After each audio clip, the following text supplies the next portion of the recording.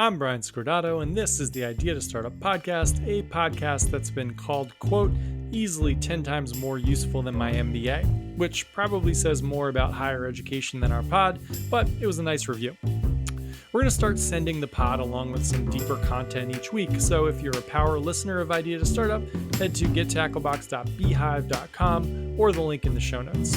Beehive is spelled a bit wildly, so it's gettacklebox.beehive.com. On to it. Today, we're going to talk about shortcuts. A few weeks ago, we talked about how I'd recently turned 40 and how it smacked me in the face like a sock full of batteries. It turns out that sock full of batteries struck a chord with people. I got a bunch of emails about listeners who'd recently turned whatever age, this ranged from 25 to 65, and they felt anxious. Moreover, that anxiety didn't seem to be rooted in biting off more than they could chew, it was rooted in not biting off enough. They told me the questions that kept them up at night. Were they too comfortable? Had they really reached their potential? And the most interesting one, what if they'd gotten to a life that was good enough without reaching their potential? What if they were trapped in a life because it was sort of fine? Was that a bad thing? A good one? I'm no therapist, but it seems like if you're emailing me that question, you're probably looking for someone to nudge you into the deep end of the pool, and I'm more than happy to do it. And what I've learned about listener emails is that if 5 people write in with the same question, 5,000 other people are probably thinking about it. The am I too comfortable crowd are plagued by what my dad calls the silk sheet problem. Simply put, it's tough to wake up early when you're sleeping in silk sheets. And silk sheets don't always mean you're wildly rich or successful.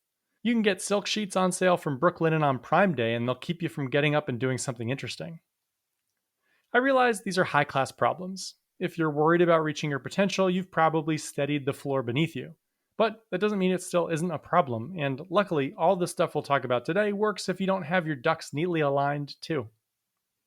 A big part of the 40-year-old reflection stuff I did, and I didn't go like eat peyote or ayahuasca or whatever that other thing I have no knowledge of but occasionally see a headline about somewhere is. I just did a few journal exercises, was poring over the list of the hundreds and hundreds of founders we've worked with. I searched for all the things that had helped comfortable but unsatisfied people change their course. People who liked the idea of leaving the castle before the walls got too high, but maybe wondered if they'd already waited too long. This is a fun one, because I think this probably describes a lot of people. It's probably you. It's definitely me. And to pull it all together into a tidy episode, a few weeks back someone reached out with an idea they wanted to go over. Because, in their words, quote, I recently turned 45, my kids are in school, my career is rock solid, but my life is a bit too comfortable. I want to try something new. I feel like I'm coasting, but every time I try to start, I sputter out. Great. So today, we'll help our friend try a thing. And we'll use the 3 best methods, or what I guess we'll call shortcuts for the sake of a clickbaity title our podcast consultants wanted me to use, to help her do that. Methods that help you throw off those silk sheets every morning. And we'll do it after we talk about the idea. There's a shortcut in the title, but no shortcut you can take to get to the jazz. You know that. Vegetables before dessert. Here is the idea. AI for tutors. When someone pitches me AI for X these days, my first instinct is to run away from them while screaming and waving my hands like Kevin when the furnace comes to life and growls at him in Home Alone. But I know that's wrong. There's potential for AI for X sometimes. So I've come up with a rubric for AI for X that I'll consider. I think of current AI as infinite processing power plus a generic perspective. So if an interesting problem seems like it might be aided by infinite processing power and a generic perspective, then I'll fast forward to the end of the movie where Kevin is no longer scared of the furnace and listen. If there's a scenario where a human would get tired of you asking them to do something over and over and over, but it'd really help if they would keep doing that thing, AI is really interesting because robots don't get tired. And that is the pretext for the email from our listener. Now, let's jump in. Quote, Hey, I don't know what first time, long time is, but it seems like most people start their emails to you like that, so I will too. Editor's note. Nice. It continued. I've got an idea I'd like to go after, but I'm not sure I'm the entrepreneur type. I'm not endlessly obsessed with the idea, and I don't work on it and think about it every free second I have. I have a good job and family, and I just turned 45 and I'm starting to feel a little bit too comfortable. My career is great. My family is in a good place, but I feel like I might need a new challenge. I'm antsy. So here's my idea. I've got a few kids in high school, and they've each got a tutor for a few different subjects. One needs more help on the math and physics side, the other needs help with writing and softer skills. The tutor helps them with their schoolwork, then tries to figure out a personalized approach to help with whatever concepts they need extra support on. The tutor comes for an hour each week with each kid, and it's been really helpful, but I can't help but wonder how much more helpful it would be if the tutor had more context. I'd love for them to know exactly what the teacher has gone over and all the assignments my kids have done in the past, even in other subjects. This might help them see which methods of teaching resonate most and start to spot some trends. I mentioned this, and the tutor said, sure, that definitely helped, but it'd obviously be an enormous amount of work, and they'd have to bill them for it. This strikes me as something AI could do. I'm a lawyer, and we've recently started using a tool at work that looks through huge databases of old cases to make suggestions for an approach in a new case. The AI tutor might help do something similar. We could input all the work my son's ever done, and the AI could make suggestions to the tutor, or at least make all this work digestible. My startup's name is Short Circuit for now, after that movie from 1986 that you probably will remember. So the big question is, what would you do if you were me? How should I get going? Well, all right. The first thing I'd do if I were you is pat myself on the back for the Short Circuit reference. Big time. And the second thing is to remind you that while I do like this flavor of AI for X that focuses on processing power and a generic opinion, we need to talk about problems and customers way before we decide if AI is the right solution. But for today's episode, we're just focused on getting going. The nudge into the pool that kicks off the changes you're so reluctant to make. Because that thing, getting started, seems like it should be easy, but it is monumentally hard to shift your life from one that doesn't have you working towards something new to one built specifically for that reason. And we've got shortcuts that are incredibly effective at it. And we'll get to them after a little smooth jazz that's got something different today. A live workshop with me, if you're interested. Hey, if you're struggling at the customer interview stage, you know you should do them, you appreciate the value, you just need some help, I'm running a customer interview live on Zoom 3-day workshop. I'll help you schedule your first 50 interviews, build the right questions to ask, and set up an internal system to make sure you're continually running these things. Head to gettacklebox.com/workshops and click on Get the Details to sign up. We'll send you dates and info once you do. Back to it. Just-in-time prep. Any preparation you do for entrepreneurship, or for most things, is probably a waste of time. Before I had a chance to respond to our tutor friend's email, she sent a follow-up. Quote, I've been prepping for this whole entrepreneurship thing for a while. I'm reading lots of blogs and listening to podcasts like yours. I also just picked up the personal MBA, which you recommended. So I'm going to read through that and about 5 other highly recommended books before I start. And that is where we'll start, with the first method to get you moving, called just-in-time prep, aka, for the love of God, stop prepping for things. Back in 2012, near the end of my time at business school, but before I'd started working on Find Your Lobster, I decided that I wanted to learn to code. I wanted to be, quote, dangerous, when the big idea I'd been waiting on for a few years to strike finally did. So I started taking computer science and coding classes. I spent like 5 to 7 hours a day on them. A few months after starting, I went to a fireside chat with an entrepreneur who'd built and sold 4 companies. During the Q&A, I raised my hand, but before I could ask my question, he asked what I was currently working on. I said I was focused on learning to code so that I'd be ready when an idea struck, and he pounced. This is a huge problem. Everyone, do not do this, he said, waving his hands. I was stunned. He continued. I assume you don't want to be a developer, right? Nope, I answered. And before I could follow up with my whole I just want to be dangerous spiel, he was talking. I live by just-in-time preparation, he said, and you should too. Do the thing you want to be doing until you hit a wall, then learn how to navigate that specific wall and continue to move forward. With startups and most interesting things in life, you can't predict what skills you'll need and what scenarios you'll need them in. The most direct route is to sprint until you hit a blocker, figure out that blocker, and keep sprinting. So, he said, what's an idea you have? I said I didn't have a specific idea, but maybe something about helping college athletes share video easier when they were getting recruited. Great, he said. Every second you currently spend learning to code, instead just go talk to college coaches and players and learn their problems. Once you find a problem to solve, figure out the technical hurdle and learn how to solve it. Or, probably better, partner with someone who already knows how to solve it. The underlying advice here still cuts me a bit, because I'm a huge believer in Venn diagrams. Learn a bunch of stuff, combine that stuff in a unique way, and end up with something new. But I think the prep people tend to do, especially when you aren't sure exactly what you're going to need, is often a form of procrastination, not lifelong learning, especially at the start of a project.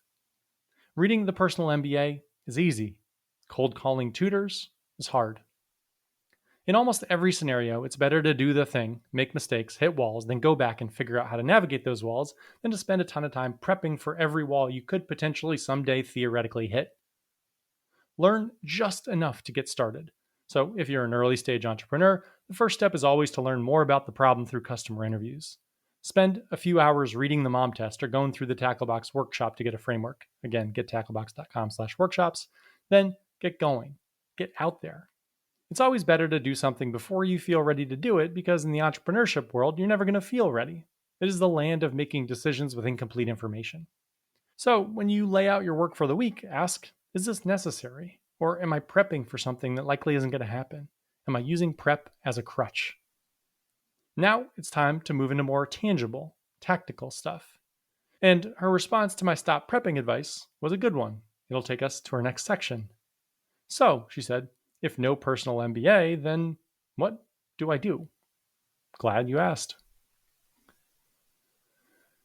Part 2. Search for hooks. If you ask someone with a startup idea why they haven't spent more time on their startup idea, they'll usually beat the crap out of themselves. Because I've been lazy, I can't keep myself accountable. I try to work mornings, but it's so hectic. I try to work nights, but after a long day of work, I just want to watch Netflix, and on and on. But none of those are the real answer. The real answer is simply that their life, as currently constructed, is not set up for them to work on a startup. It's set up to do what they normally do, down to the most minute detail. We are all goldfish who grew to the size of our bowl, and no matter how comfortable you might feel, you don't have an extra hour in the day to work on your startup. You need to purposefully create that hour and design it in a way that can't be usurped by your normal, as constructed life, which is going to have all the momentum. Everything in your life will be fighting for you to treat that hour the same way you did yesterday. So, we need a sustainable way to create and hold time. A life that's designed so that you can't not start a startup on the side. To do that, we need to do 3 things. First, remove something that takes the same amount of time you'd like to spend on your startup, like a bouncer at a club, one out, one in. Second, build in mechanisms outside of your control to ensure you do not do the thing you said you wouldn't do during your startup time. And third, create reinforcing markers in your life to remind you that you're a person working on a startup. To follow these steps, we'll use forcing functions, because there's absolutely no reason to rely on your own willpower. You'll need that to not eat Oreos and to hop on the Peloton, although we could probably build your systems to make those automatic too. For the startup, we'll need to find a bunch of hooks to put ourselves on until our new habits are ingrained and we no longer need those hooks. Back to our tutor friend. I asked her how she could get closer to the problem, and she said she'd love to speak with 10 tutors, 10 teachers, and 10 parents. And I agreed. But that's 30 conversations, and that's a lot. Since she didn't do 30 conversations with tutors, teachers, and parents over the last couple of weeks, her life is not set up to do it over the next couple of weeks. So we need to jump into our 3-step system. First, I asked what she'd remove to clear the decks for an hour or 2 of startup work each day. She said she watched an hour of TV each night before she went to bed with her husband, so she'd cut that hour out, go to bed an hour early, and shift that night hour to 1 in the morning. Instead of waking up at 6:45, she'd wake up at 5:45 and work. No one in the house would be awake and tempting her to do something else. Great, although we'll hit on that lost hour with her husband in a little bit.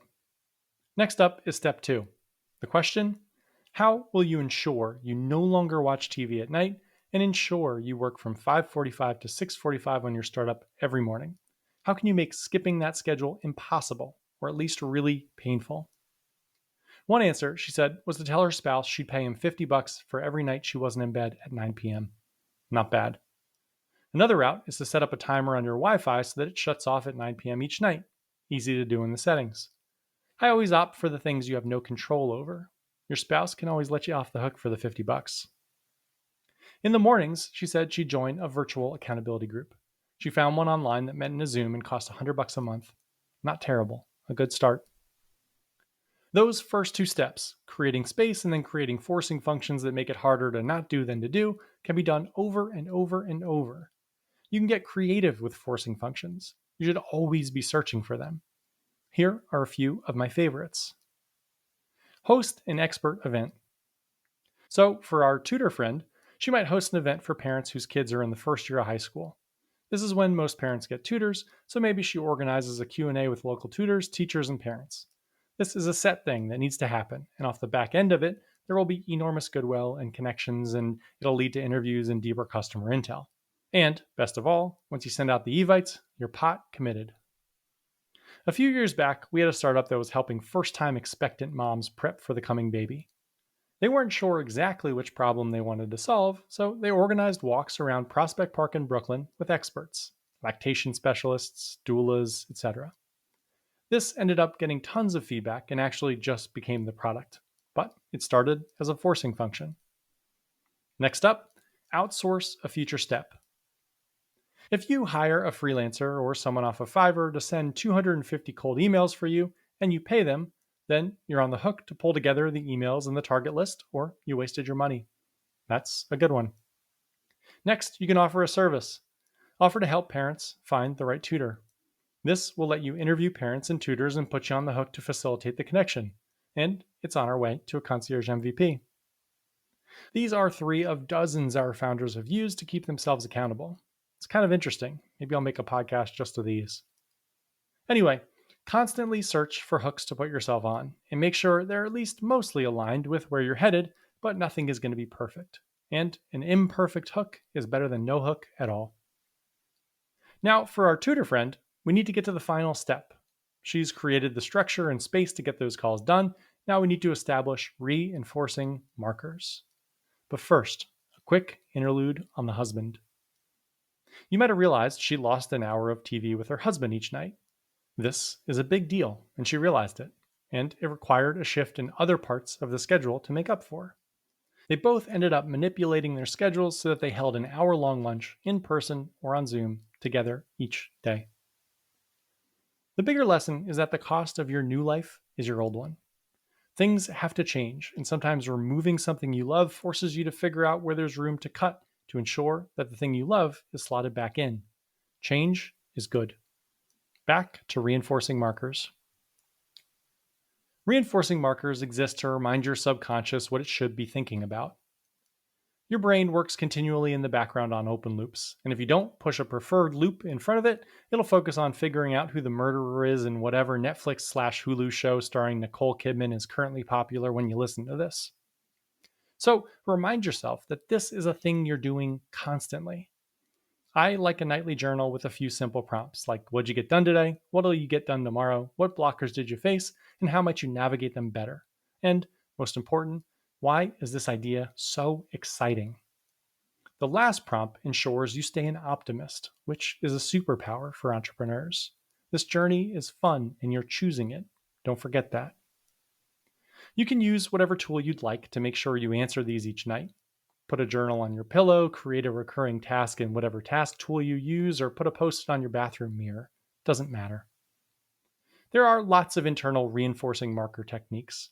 Changing the background on your phone, sending yourself an email reminder each day with what you're doing, and on and on. But some of my favorite reinforcing markers are external. The best forcing function for new behavior is the people you surround yourself with.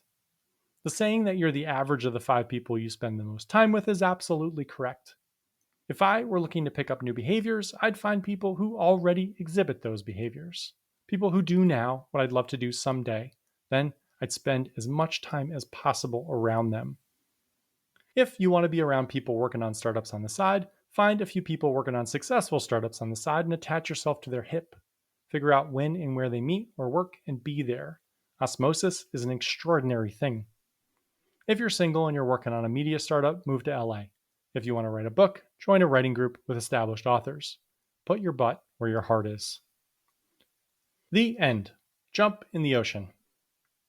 Speaking of writing, I've been speaking with career authors as I've been plotting writing a fiction book, and one gave me some interesting advice. He told me that before I started writing a book, I should throw out my iPhone. Sure, I said, I know all about the screen time stuff and distraction and all that, but he cut me off. No, that's not why, he said. You need to remind yourself that all the things you do and have are temporary and optional. You have an iPhone for a million reasons, but you could also not have an iPhone. For 99.99 repeating percent of history, people didn't have iPhones and they did just fine.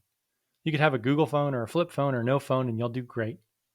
This, he said, is about reminding yourself that you're in control of your life, even with stuff you think that is non-negotiable. On day 1 of not having an iPhone, it'll probably be a nuisance, but by day 20, you'll have moved on, and you'll know what you actually need, and maybe you'll just have a flip phone. That type of shakeup is important if you're trying to change other parts of your life. Prove to yourself you're the type of person who can change. I love this, and I probably loved his second suggestion more. If you're not going to throw away your iPhone, he said, probably noticing the look in my eye, at least go jump in the ocean. He knew I lived in Connecticut and was relatively close to the water, and he also knew that water was ice cold. Whatever, he said. You'll be freezing. People will stare at the crazy person in the ice cold water. Then you'll get out and you'll go home and you'll write your book. People tend to think that startups can fit neatly into an hour here or there and the rest of their lives won't be touched. But that's missing a huge opportunity. Embrace this thing. Embrace that you're capable of all sorts of change. Have some fun with it. Put yourself on the hook for stuff and see what you can do. That's really fun too. Remind yourself that those walls around the castle are made of construction paper.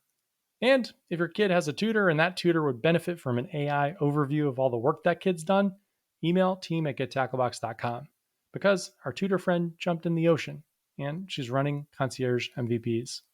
Have a great week. Want to get started on customer interviews? Join our Getting Started on Customer Interviews workshop.